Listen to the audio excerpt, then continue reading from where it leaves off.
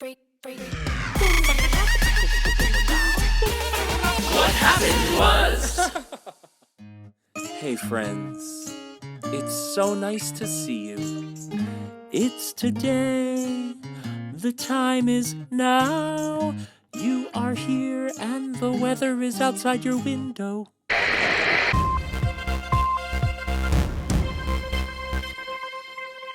Well, it is already an active hurricane season, and as Hurricane Ian prepares to make landfall, we check in with friend of the show, Nicole Navarro in Key Largo, Florida.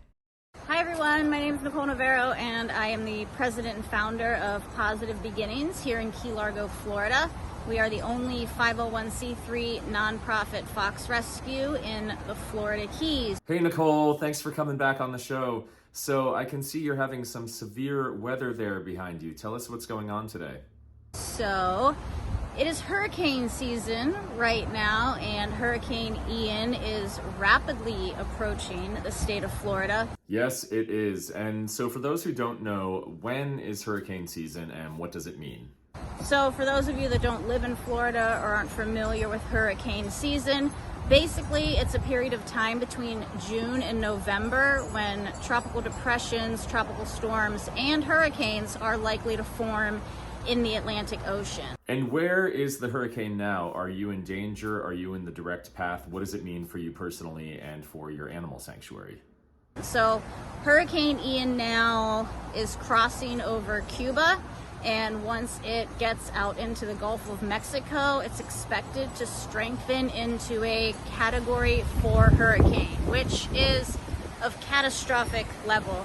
Absolutely catastrophic. And as a Floridian myself, and you know this very well, a storm doesn't have to have a name or a category number to do damage. But when it is a hurricane, that's something to take very seriously. So what is your status there? Fortunately for us here in the Upper Keys, right now we're only under a tropical storm watch. So what that means is wind, rain, storm surge, flooding perhaps, but we aren't expected to receive a lot of damage here. Well, that's great to hear. And of course, anything can change, but it seems like it's heading west of you at the moment. Now, the Gulf Coast of Florida is a completely different story. Areas like Tampa are really supposed to get hard hit tomorrow, so keep those guys in your thoughts over the next few days and after the storm has passed. And so hurricane season is an annual thing. It's something that comes every year. It's not a surprise. So what do you do to prepare? So here, what we do with the foxes to prepare, I actually start preparing long before hurricane season. And so how I do that is I create an Amazon wish list of things that we are likely to need in the event of a situation like this. So we have flood barriers set up. I have tons of extra food, tons of extra bowls, dishes, large travel crates in case I would need to evacuate the foxes, which is not something I'm planning on doing at this moment.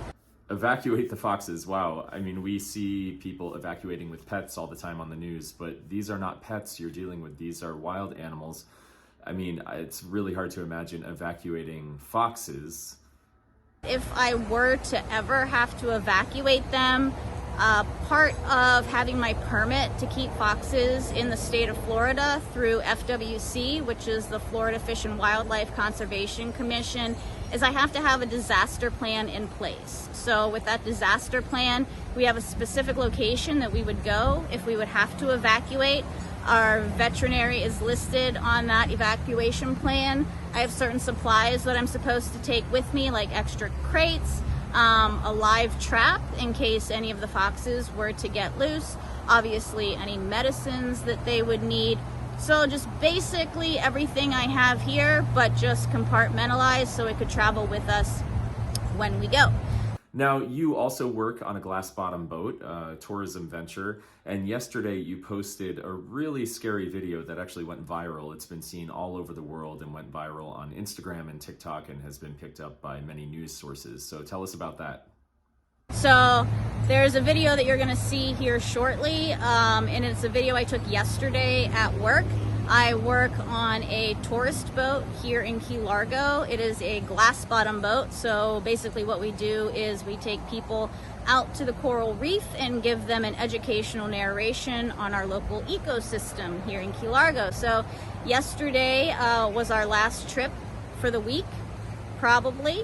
And so on the way in, we were starting to see feeder bands from Hurricane Ian. So even though it was still about 600 miles away, those feeder bands tend to extend far out beyond the eye of the storm. So as we were coming into shore on our last trip, we actually got to witness one of those feeder bands up close and personal.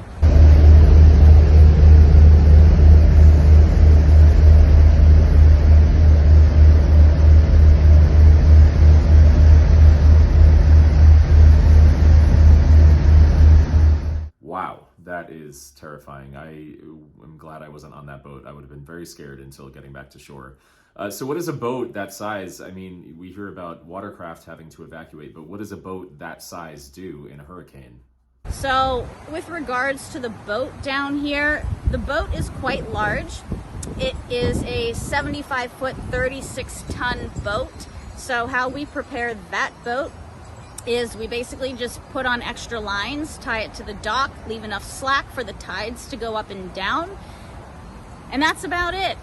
Putting it out, say, in the middle of the ocean and dropping an anchor, not always the best choice with a boat that large. So that boat's been there for 30 plus years and they've never really had an issue during major hurricanes. So that's what they do with that boat to prepare for the storms. So Well, thank you, Nicole. Thanks for taking time out of your busy schedule, taking care of the foxes and preparing for the storm. Thanks for visiting with us. It's always a pleasure. And as a Floridian myself, it really reminds me of all the storms I've been through as a kid. And there's something about that Florida rain that makes me feel at home. So it's nice to see it back there in the background. And I certainly hope there is no damage in your area. Anything else you'd like to tell us today? that's about all I have for now. So those of you that are seeing this, if you could just keep the foxes and I in your thoughts and prayers for the next 24 hours, that would be great. Again, I'm not really expecting too much to happen here, but with weather, anything is possible. Wait, we didn't see the foxes. What are the foxes doing right now? So right now, all the foxes are inside. They're all sleeping. They're not really having much reaction to this. At the end of the day, they are still wild animals. They've never been domesticated. They were only raised here in the United States on fur farms to be killed for their fur.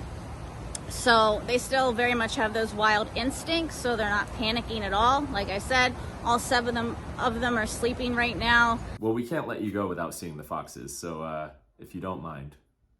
There's Mr. Jasper. Not worried one bit about the storm. There's a Louie fox, not worried about the storm. What do you have to say about the storm?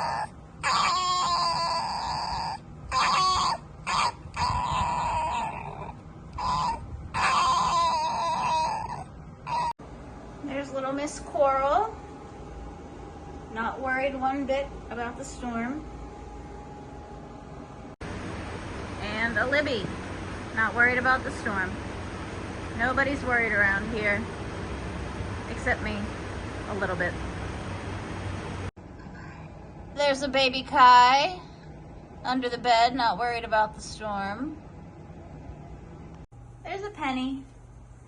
Not worried about the storm, huh? So we're just going to continue to monitor the storm here. So thanks for tuning in, and we'll see you on the other side of this thing. Thank you, Nicole. Thanks for coming on, and stay safe and dry. We will be thinking about you. That's all for today's episode. Puppies and rainbows till we meet again.